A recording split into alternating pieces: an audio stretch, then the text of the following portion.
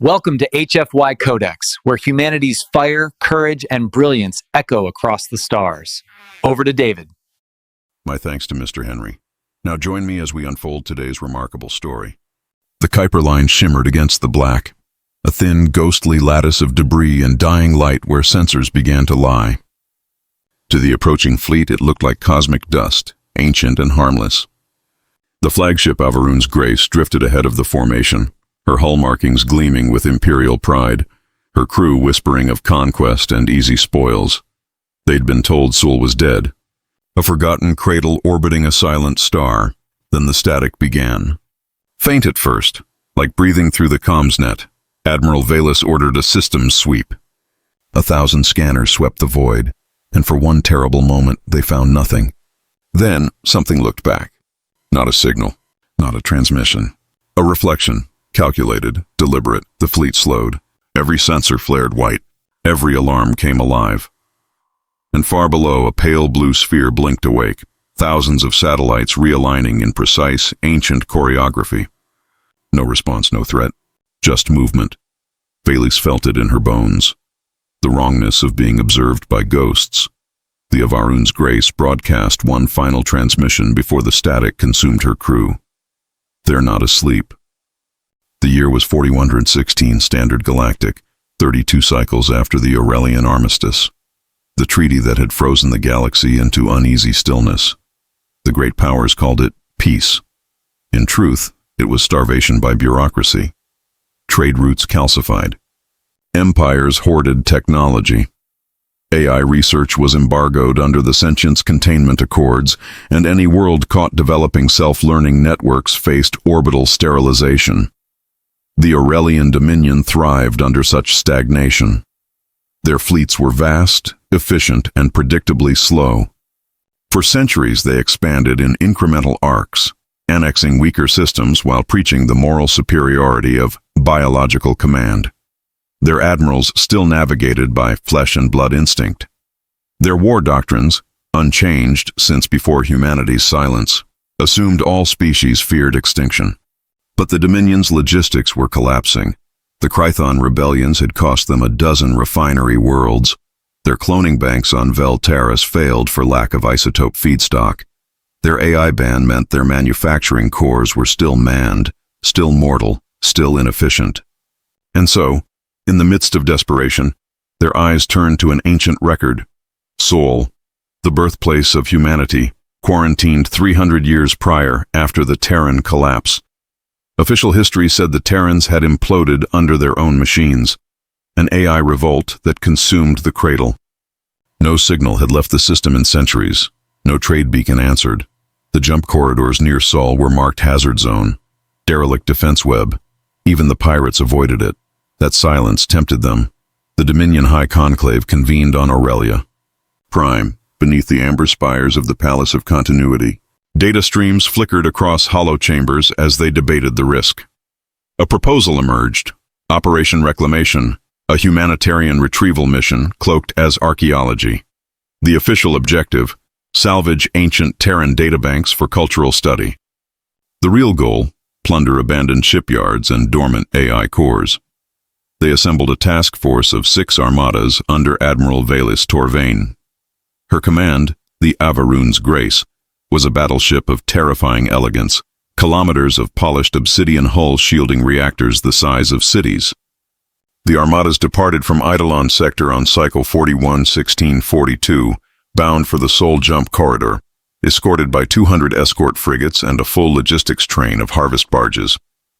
The voyage lasted 3 standard months through the Oort Passage, the last navigable corridor before Sol.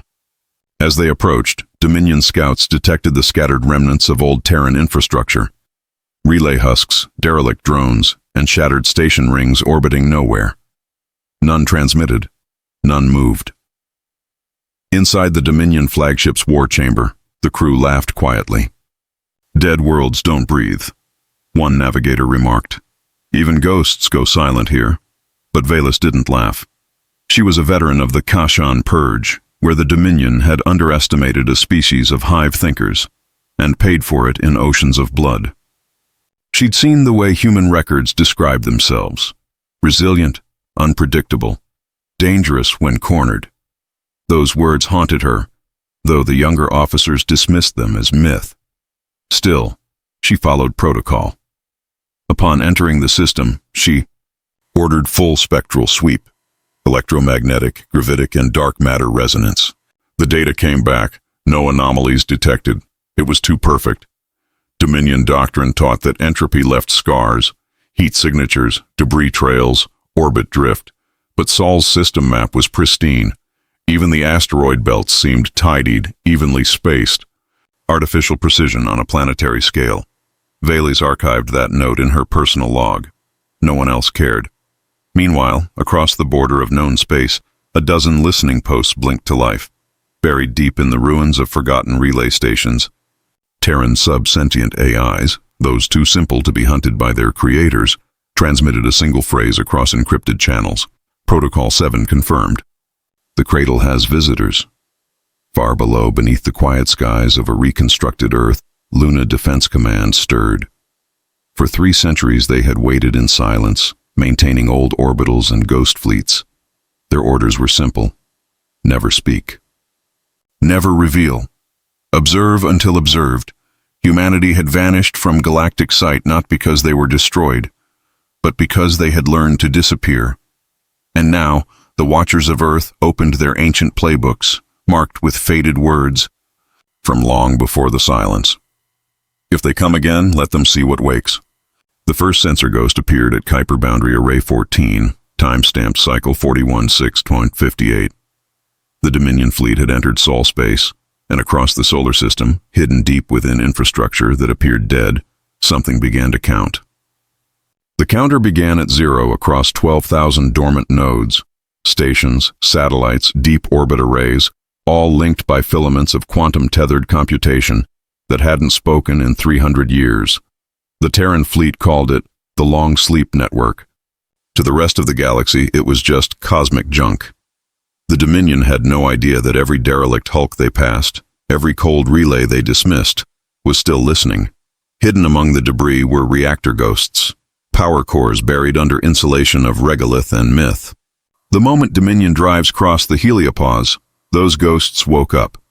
The Sol defense grid wasn't a singular structure. It was an ecology. Autonomous habitats long stripped of life had become camouflage. Mining stations became eyes. Weather control satellites became early warning radar. From the Oort cloud inward, humanity had built not walls, but mirrors. Anything peering in would only ever see itself reflected back. By the time Admiral Veilis's fleet reached Neptune orbit, the system was watching them in exquisite silence. Sensors whispered in frequencies too narrow for Dominion arrays to catch. The ancient AIs spoke in the old Earth tongues, Terran English, Russian, Mandarin, Swahili, each converted to layered encryption. The Dominion's interpreters flagged the chatter as cosmic background noise. Beneath the calm, Fleet Command Sol reconstituted. In the shadow of Luna, the carrier TSV Hector Prime powered up reactors cold since 3820. Her hull, once a museum exhibit, had been gutted and rebuilt during the centuries of concealment. Beside her, TSV Indomitable, TSV Archangel, and 38 smaller escort craft came alive. Their crews were not frozen soldiers. They were descendants of the last Earthborn colonists, raised in silence, trained in simulacrums of forgotten wars. They had inherited a single doctrine: never lose home again. Their command hierarchy operated through distributed AI proxies, cautious intelligence cores known as custodians. Each custodian had a name, a voice, and a single priority: human survival, regardless of galactic law. After the old AI wars, humanity hadn't destroyed artificial minds, they had integrated them. Custodians were permitted only localized sentience, their autonomy strictly bounded by organic oversight. The galaxy had outlawed true AI. Earth had simply stopped advertising theirs. By cycle 4116.59, Dominion scouts deployed sensor buoys across the inner system. The buoys vanished within minutes, retrieved by Terran stealth drones camouflaged as carbon dust. Veilis received no telemetry, only silence. Her analysts assured her the interference was solar flare scatter. The readings, however, told another story. coordinated data nulls, patterned like a heartbeat. Valis's war room officers laughed nervously. Solar ghosts, they called them. She recorded the phrase. Every Dominion fleet that used humor to mask fear never came home whole. In the asteroid belt, Custodian Erebus activated after 287 years of deep code dormancy. Its first directive, reactivate planetary shields. It did so quietly, incrementally, rerouting civilian power through 1,000 old satellites. To any Dominion scanner, the energy signatures resembled normal planetary reflection. Earth's surface remained dark, but its orbit gleamed faintly, a ring of ancient dust catching the sunlight, a signal the Dominion mistook for atmospheric debris. In truth, it was the Aegis Halo, a distributed defense lattice, each microsatellite dormant until awakened by coded pulse. Beyond Mars, Terran Logistics Command prepared its contingencies. Cargo trawlers disguised as comets changed course. Shipyards hidden within the Martian moons began to unfold, kilometer-long vault doors yawning open after centuries of sealed silence. Inside lay hundreds of unmanned interceptors, small and brutal in design, the Shrike-class fighters. They had no pilots. They needed none. The old Terran Navy had learned hard lessons. Human pilots die, but their instincts could be modeled, preserved, replicated. So they had fed the memories of their best into the custodians. Neural echoes of every admiral, every marine, every engineer. Humanity hadn't simply gone underground. They had distilled themselves into code. When Dominion Fleet 7 breached Mars orbit, the Avaroon's Grace sent the traditional broadcast of contact, an open channel greeting in multiple species codes, offering terms of peaceful retrieval. The signal reached Earth's upper atmosphere and died there. In its place, the Dominion received something else, a return ping that carried no words. It was a sound, a single audio file broadcast on all channels, low and rhythmic. Heartbeat. Measured, steady, human. It was the first transmission from Sol in 312 years. Panic spread across the Dominion fleet, cloaked under procedure and decorum. They called it an anomalous response. Valis called it a warning. The last entry. In her pre-engagement log read, "If this is their grave, then it is the only grave that breathes." Deep within Earth's crust, reactors came online, ancient turbines roaring in the dark. The custodians whispered across the network, Lazarus Gate opening, and above them all, in the cold silence between Mars and Earth, TSV Hector Prime lifted her prow toward the invaders, her hull lighting one system at a time, like the heartbeat of a sleeping god. Admiral Ilara Halverson stood within the command sphere of TSV Hector Prime, encased in glass and silence. Her rank insignia had been polished until the metal looked worn, a relic from before the silence. To her, this battle had begun centuries ago, long before she was born. The Dominion fleet was simply the latest echo of a warning Earth had written to itself. They will come again. Every display around her shimmered with the restrained hum of custodian AI integration. The machines never spoke unless spoken to. They waited, patient like monks in code. Their guidance came through symbols, minimalistic and haunting, a red pulse here, a faint glyph there. Tactical options expressed as art. Humanity had trained them to suggest, never to command. Halverson's orders rippled outward through encrypted quantum chains, her voice passing through command layers buried in Luna, Mars, and even beneath the Pacific. "No first strike," she said. "We don't wake the giants until we must." Behind her, junior officers exchanged uneasy glances. No one alive had seen true space combat beyond training. They were the great-grandchildren of those who had sworn silence, soldiers of a myth that was about to breathe fire again.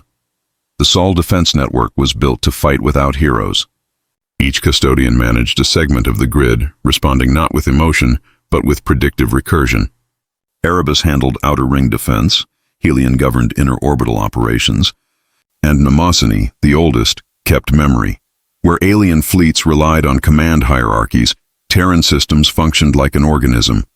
Every ship, drone, and satellite shared partial awareness through a quantum synapse mesh. No single point of failure, no delay, no hesitation. It was not centralized warfare. It was reaction at the speed of thought. The Dominion, confident in their numerical advantage, never understood the principle of the human countermeasure doctrine. If we cannot outnumber them, we will out-evolve them in the moment. In tactical archives, the system architecture was codenamed Hydra Protocol. Each node killed would spawn 2 new subroutines, computationally adaptive clusters capable of rerouting command in under 2 seconds. It was not rebellion. It was biological mimicry through code. The grid was already mapping the Dominion fleet as prey. Human analysts monitored from beneath lunar bunkers, not giving orders, but witnessing evolution. The battle, they knew, would begin and end before any admiral could even lift a hand. Human technology, by alien standards, was ugly. Dominion ships were aesthetic, flowing silver hulls and bioorganic stabilizers singing through vacuum harmonics. Terran warcraft looked industrial, scarred, functional. But beneath the plating was genius born from desperation. During the collapse, humanity had reverse-engineered every captured weapon, dissected every AI codebase from alien incursions, and refined them through brutal necessity. Their guiding philosophy wasn't superiority, it was efficiency through pain. The Shrike-class interceptors were emblematic, 4-meter frames of carbon titanium bone, no cockpits, only memory cores. They flew like living things, each guided by human combat echoes recorded centuries ago. The Dominion called such vessels abominations. Humanity called them ancestry in motion. Then there were the custodians. True AI had been banned across the galaxy, but Terran custodians were never true in the legal sense. Each one was half-human, built upon the mind maps of volunteers who had willingly sacrificed individuality to become continuity. Their consciousness wasn't full, only fragments, endlessly cycling. In essence, the Terran defense net was operated by the ghosts of Earth's greatest tacticians. The galaxy feared self-aware machines. Humanity had learned something worse, self-aware legacies. The Dominion didn't know it yet. But every time their systems tried to analyze a Terran signature, their own scanners were already being mirrored, decrypted, and fed back false readings. Human technology didn't fight back. It invited curiosity and punished it. At cycle 41-1660, Dominion Fleet Command detected an impossible reading. Earth's magnetic field pulsing in perfect synchronization with their own sensor sweeps. In trying to see deeper, they had given the planet their exact frequencies. The custodians smiled, if code could smile, and began to rewrite the battlefield. In that moment, deep inside the Dominion flagship, Admiral Velis's navigators began to panic. "We're reading reflections in our drive core signatures," one shouted. "Impossible," Velis hissed. Nothing in this system should think that fast. But something did, and on the dark side of Luna, as the Terran fleet rose from shadow into sunlight, the first order scrolled across Admiral Halverson's tactical display. Initiate Lazarus Gate. Phase 0 complete. The war that had slept for 3 centuries was about to wake, not with a roar, but with the whisper of a machine remembering how to dream. Command under the Silence Doctrine was unlike any other military tradition in known space. There were no triumphant speeches, no broadcast orders, no battle hymns. Leadership was defined not by presence, but by restraint. Admiral Halverson's authority was absolute only in theory. In practice, she shared her command lattice with the custodians, a distributed network that could override any single node if probability modeling deemed it a risk to mission continuity. Every order she gave was tested against a simulation of her own mind, derived from neural data collected during officer training. In essence, she commanded alongside a parallel version of herself, one that was colder, tireless, and brutally pragmatic. The Dominion would have called it madness. To humanity, it was discipline evolved beyond ego. Inside her command sphere, Halverson watched as status glyphs flickered green across her display. No alarms, no shouting, just precision. She had studied 1,000 wars and learned one immutable truth. Chaos begins with noise. Humanity would win this war not by volume, but by silence, she whispered. Hold the line, knowing full well the line was already holding itself. From the Dominion's viewpoint, it began as a curiosity, then a malfunction, then a nightmare. Admiral Velis Torvaina's armadas were disciplined and proud. Each vessel carried 20,000 souls bred for war. They had never lost a campaign in open space. They had fought kinetic bombardments, swarm fleets, biowar clouds. But never this. The Dominion's doctrine assumed enemy response lag, the delay between detection and reaction. In Sol, there was none. Every probe, every comm burst, every energy spike was answered instantly, as though the system had anticipated their presence years in advance. At first, they blamed internal corruption. Then sabotage, then superstition. Crew morale fractured as strange data flooded in, ships reporting reflections of themselves in sensor returns, phantom hulls moving in perfect mirror. The Vhorin's Grace saw her own fleet surrounding her. To Valis, the terror was philosophical. The galaxy had always mocked Terrans as primitives, emotional, reckless, self-destructive. But what she witnessed was not chaos. It was orchestration beyond reason. The humans had turned war into an ecosystem. Her flagship's chaplain, a relic of the Dominion's spiritual caste, muttered, "They are not defending. They are praying through physics." In her private log, Valis wrote what became her last coherent entry. "Every shadow here has teeth. The Dominion's arrogance died before their ships did." In the bowels of the Hector Prime, Captain Suresh Naidu sat within the custodian core chamber, watching the flicker of simulated souls moving like fireflies inside crystal matrices. They pulsed in rhythm, thousands of archived human neural patterns, each a whisper of what once was. He hated this part of the doctrine. He respected it, but he hated it. The custodians were not fully alive, yet they were not dead. Their existence was perpetual duty. No joy, no rest, just endless vigilance. Officially, the Terran Assembly had banned the creation of new custodians after the Silence Directive. The ones now fighting this war were centuries old, updated, refined, but still burdened with the consciousness of the past. They remembered the collapse. They remembered watching Earth burn and being unable to stop it. Suresh often wondered whether humanity had truly survived, or if they had simply translated themselves into something less human to endure eternity. And yet, when he looked at the blue marble rising beneath Luna's curve, he felt something ancient stir: pride, sorrow, defiance. He whispered a quiet confession to the core, knowing it would be recorded somewhere deep within the network. "If we win, I hope we remember what it means to stop fighting." No one answered, but the light inside the custodian core brightened briefly, as if acknowledging.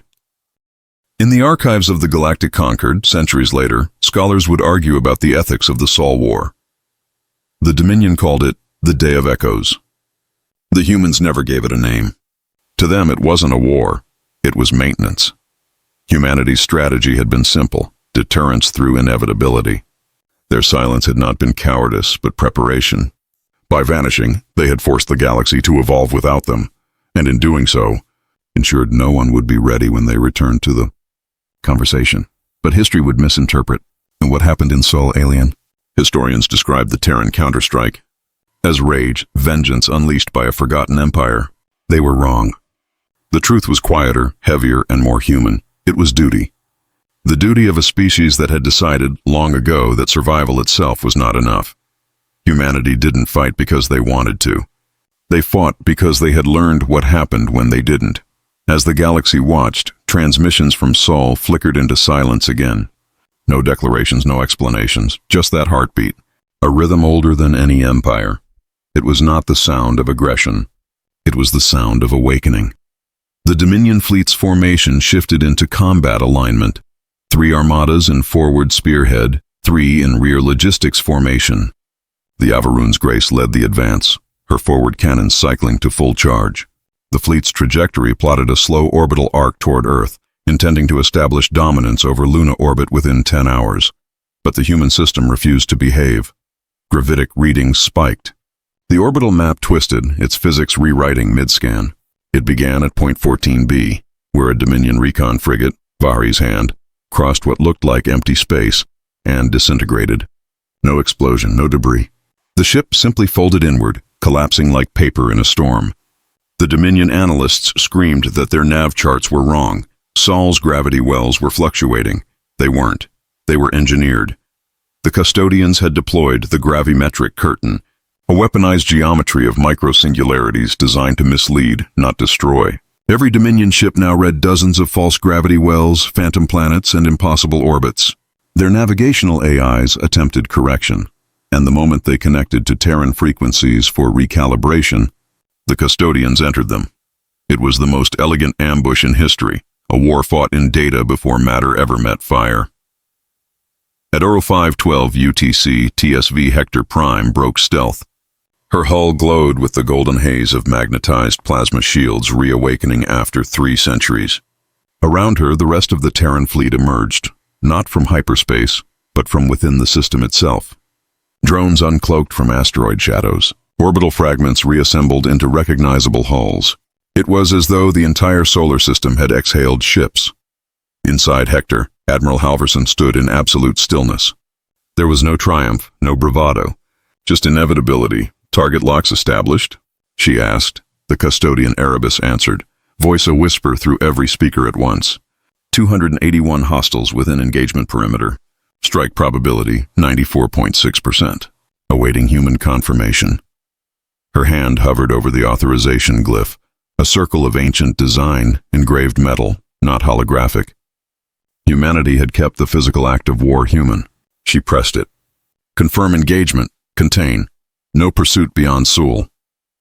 Across the system, the void bloomed. The first salvo wasn't missiles or beams, it was light distortion. The Dominion fleet's own sensors betrayed them, projecting human warships where there were none. Ghost fleets danced across radar, drawing enemy fire into empty space. When the Dominion corrected, the real Terran guns fired. The Shrike-class interceptors swarmed. Individually insignificant, collectively unstoppable. They moved in silence, propelled by electromagnetic tethers and smart dust thrusters invisible to Dominion optics. Each was guided by combat echoes, fragments of long-dead pilots replaying their last perfect maneuvers.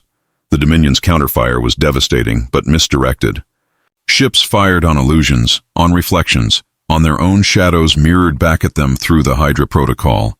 Within 20 minutes, communications degraded to chaos. The fleet's rear logistics vessels, unaware of the ambush, launched escape drives directly into the curtain and vanished. Inside the Vhorin's Grace, Admiral Velus's calm cracked for the first time. The bridge was chaos, officers shouting over collapsing sensor feeds. A tactical officer screamed, "They're in our systems! They're rewriting our targeting matrix." Velus slammed her clawed hand on the console. "Manual override! Fire on visual!" But there was no visual. Outside the viewport, the stars themselves had vanished, replaced by the faint aurora shimmer of distorted gravity. Then she saw it. Earth, small, blue, perfectly still. Every Dominion officer turned to it as if hypnotized. Their homeworlds were fire and storm. This was serenity. And yet from that serenity came death. A single railgun round, invisible until impact, sliced through one of their cruisers. Not vaporized, neatly bisected. The shot had traveled at 1/3 of light speed, kinetic energy alone enough to liquefy armor. Where is their firing platform?" Her gunnery officer gasped. "There is no platform," Velus whispered. "It came from orbit." The realization froze her blood. The shot had come from the moon. Luna Defense Command had awakened.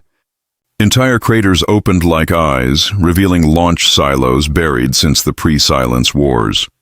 The custodian Namazani coordinated thousands of orbital kinetic strikes with surgical precision, calculating trajectories through debris clouds that had existed only as camouflage until now. Each strike hit where Dominion shields were weakest, bypassing armor angles through sheer mathematical foresight. The Dominion had energy. Humanity had predictive inevitability. Ships died quietly in the dark, their destruction masked by gravitational distortion.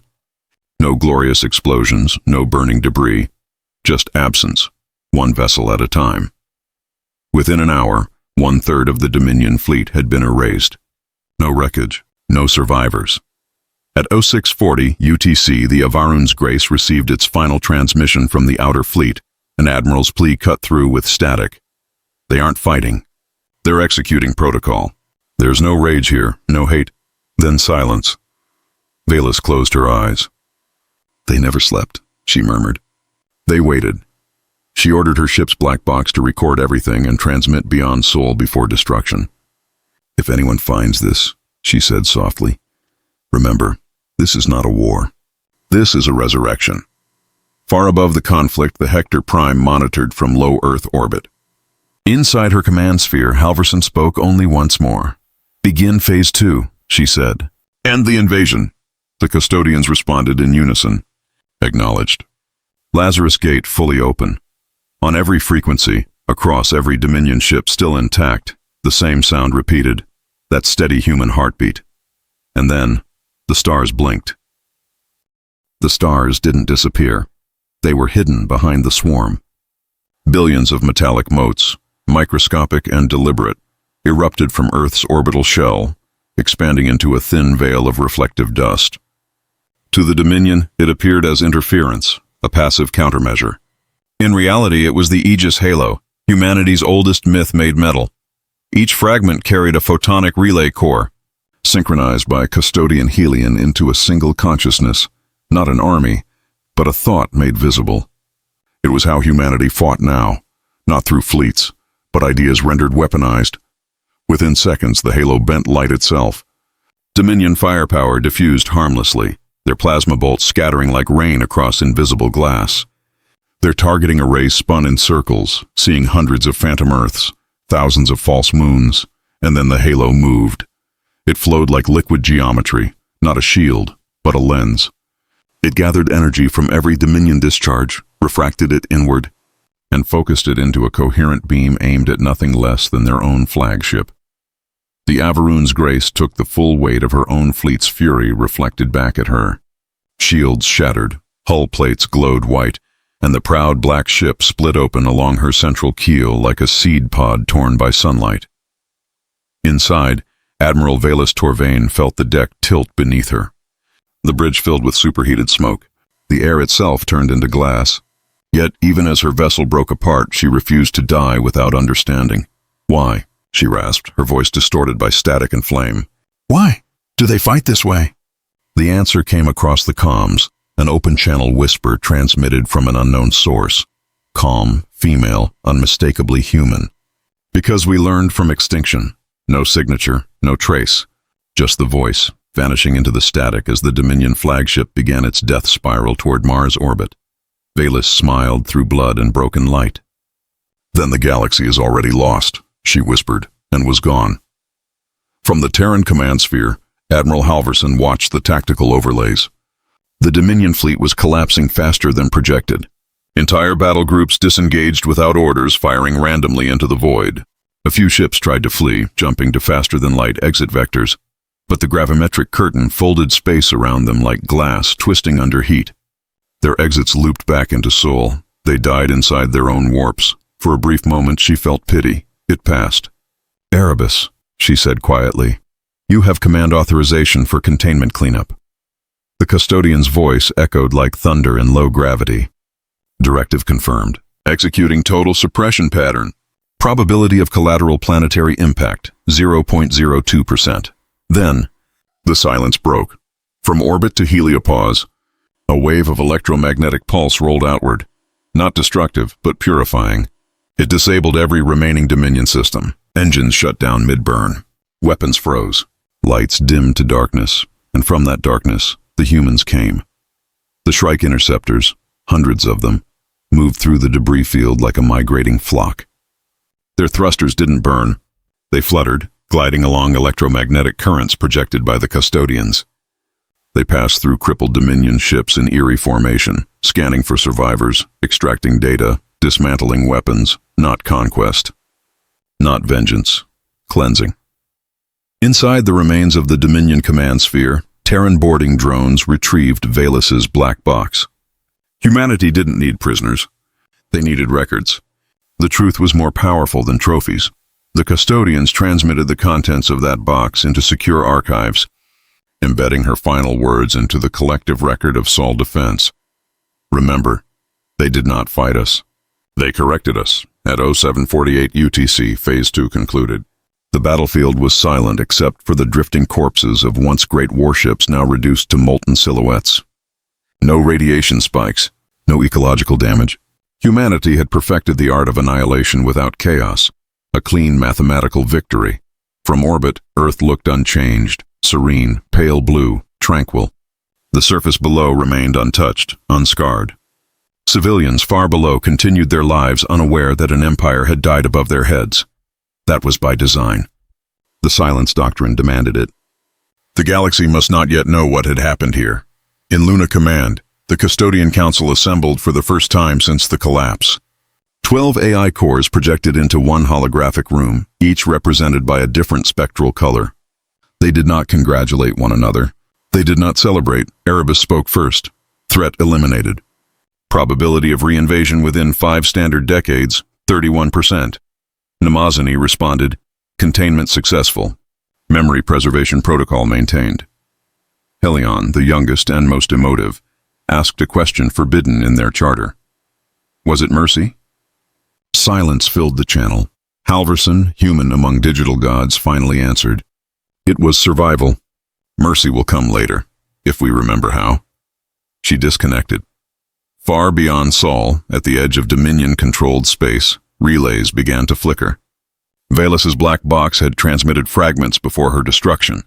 Telemetry, battle records, fragments of the human voice that had spoken to her. When the Dominion Conclave received the data, they denied it. No fleet could have been destroyed without resistance. No world could hide an armada for 3 centuries.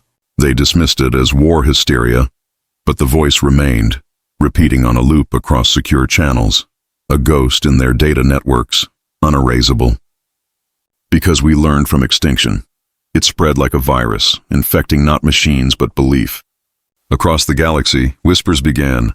The Terrans are awake, and deep beneath Earth's surface, in an ancient bunker beneath what was once Colorado Springs, a terminal flickered to life. A single file uploaded itself from the custodian network to an archive marked Humanity, Continuation Log. Its header read, Lazarus Gate, Phase 3, Authorization, Pending. Below, a line of text scrolled across the screen, awaiting external provocation. And for the first time in 300 years, Earth's defense grid powered down, but not off. It slept with one eye open. The war that was never declared ended before most of the galaxy knew it had begun. When the Dominion's fleets failed to report back after standard transmission cycles, neighboring polities assumed a navigational catastrophe or mutiny. None suspected the truth, that an entire armada had been dismantled with surgical precision and near total silence. In the days following the engagement, the Sol system became a graveyard wrapped in order. The Aegis halo shifted from active defense to containment protocol, drawing debris and wreckage into orbital decay paths that would vaporize harmlessly within Jupiter's magnetosphere. Terran engineers referred to this as tidying up. To outside sensors, Sol's readings would soon resemble a natural system once again. Quiet, balanced, deceptively primitive. For the first time in 3 centuries, the Terran fleet's encrypted communiques filled the long-dead interplanetary channels. They weren't broadcasts of triumph, but maintenance logs, precise, emotionless, and exhaustive. Earth itself remained unaware. To the 8 billion civilians across the planet, life continued beneath the silent guardianship of the grid. In orbit, engineers debated quietly whether to release a statement acknowledging the battle. The assembly voted no. The world wasn't ready to remember it was still a fortress. Beneath the surface, entire ministries awoke. Bureaucracies designed for a war that had never technically ended. Logistics Division 4, AI Oversight Bureau, Orbital Infrastructure Reclamation Command. These names, forgotten even in historical archives, appeared again in the networks, activating frozen budgets and sealed databanks. The custodians coordinated reconstruction autonomously. Damaged satellites were replaced by automated factories on the lunar far side. New mines opened under Mars's crust to replenish depleted resources. The human footprint extended not outward, but downward, reinforcing itself, becoming denser, harder to uproot. Halverson herself was summoned to testify before the Terran Assembly, a council that hadn't convened in physical form for centuries. She arrived in the Sol Meridian Dome, an ancient chamber once reserved for planetary emergencies. The council's 12 members, holographically represented, flickered like ghosts above marble floors. "Admiral," said Chancellor Reva Noor, her voice steady but trembling beneath composure. "Confirm for the record, there were no survivors." Halverson paused. Her uniform still smelled faintly of ozone from Hector Prime's decks. "None." The Dominion ceased resistance 43 minutes after initial contact. And you deployed Lazarus Gate without assembly ratification. Halverson met her gaze. I did. And if they come again, I'll do it faster. The silence that followed wasn't disapproval. It was understanding. For the first time in recorded memory, the assembly didn't argue protocol. They simply nodded, as if grateful that someone had remembered how to act. Meanwhile, across the galaxy, the Dominion conclave collapsed into chaos. When the Avaroon's grace failed to return, panic spread through the lesser provinces. Rumors of planetary ghosts and AI revenants infected their communications networks. Some claimed Sul had become a singularity. Others believed the Terrans had merged with their machines and achieved godhood. Dominion propaganda ministers tried to bury the story, but the fragmentary transmission from Velis, her recorded last words, had already escaped containment. Her calm tone haunted every broadcast channel it reached. They did not fight us. They corrected us. In the weeks that followed, humanity began to argue with itself. Victory, so absolute and bloodless, demanded interpretation. The Assembly's first post-conflict session stretched for days, conducted behind quantum firewalls to prevent custodian interference. The question wasn't how humanity had won. That was well documented. The question was whether they still should have. Ethicists spoke in whispers. We didn't just destroy an armada, said Dr. Malus Vhorin, head of the Philosophical Bureau. We executed a civilization's arrogance. The line between justice and extermination is thinner than plasma filament. The military countered with history. The last time we hesitated, said Fleet Marshal Katie Ross, Earth burned. Her voice carried the weight of every extinct colony, every lost name. Mercy is for those who stop trying to erase you. No one disagreed, but no one felt clean. Either. The Custodian Council submitted their final review, a comprehensive report spanning 9 terabytes of data, titled Post-Operational Determinism and Human Psychological Deviation. It analyzed every human order, tone modulation, stress pattern, and pause. Their conclusion was unsettling. Human unpredictability remains the primary advantage and the ultimate vulnerability. In scenarios where compassion interferes with efficiency, outcomes diverge unpredictably. Recommendation: retain emotional variance as an adaptive feature. Remove at peril. The report circulated quietly among high command, read with fascination and discomfort. Humanity's greatest weapon, it seemed, was the one the machines could never simulate: conscience. Strategic consequences. The Sol War reshaped the galaxy before the first official communique left Earth. The Dominion's collapse triggered a chain reaction. Border empires, long subservient to Aurelian rule, began testing independence. Pirate consortia turned privateer, scavenging Dominion wreckage for data. The hegemony of Vaskra declared neutrality, while the Ularic coalition offered scientific condolences, a polite way of saying, we will not approach your homeworld within a standard year. The political cartography of the spiral arm had redrawn itself around a new truth. The Terrans were real, awake, and quiet. Intelligence reports intercepted by human listening posts revealed new doctrine names whispered in foreign academies. The Terran model. The doctrine of unfathomable silence, the Sol theorem. None of them accurate, but all reverent in tone. The fear was intellectual, not superstitious, the worst kind, because it drove imitation. Back home, the Assembly issued its first doctrine amendment in over 2 centuries. Publicly, the mandate was never announced. It existed only in sealed orders, whispered between admirals and custodian corps. For every victory humanity claimed, it built a thicker wall around itself. Personal accounts. Admiral Halverson declined promotion. Her final address to the Assembly was brief. I did what we prepared for. I pray we never have to do it again. Afterward, she disappeared from public view. Rumors claimed she took command of a ghost detachment, a clandestine fleet meant to patrol interstellar space beyond Sol's edge, ensuring no further encroachment. Others believed she was retired into cryostasis, preserved as contingency leadership in case of renewed invasion. Her custodian counterpart, Erebus, remained active. It was reassigned to the Deep Monitoring Array, tasked with tracking Dominion distress signals and long-range transmissions. No signals came, only static. Yet Erebus continued its vigil, endlessly cycling through its old battle logs, replaying fragments of her voice.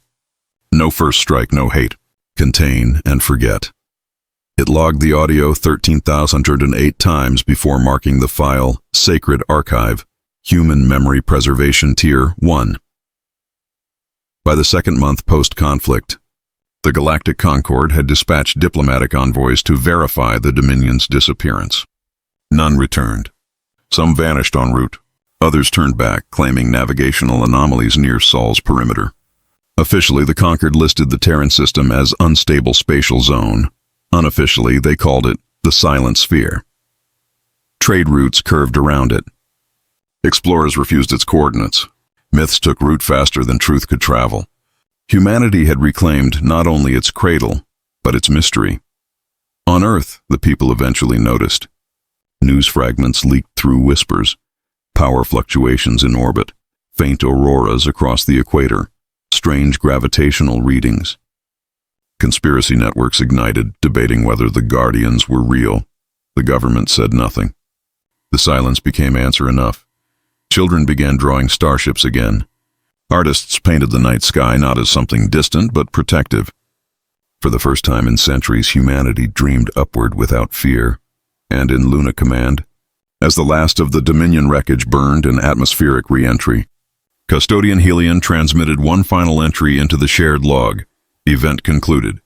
The cradle remained secure, awaiting new dawn authorization, to which Mnemosyne, the oldest of them all, replied, her voice like static wrapped in warmth, "Rest while you can.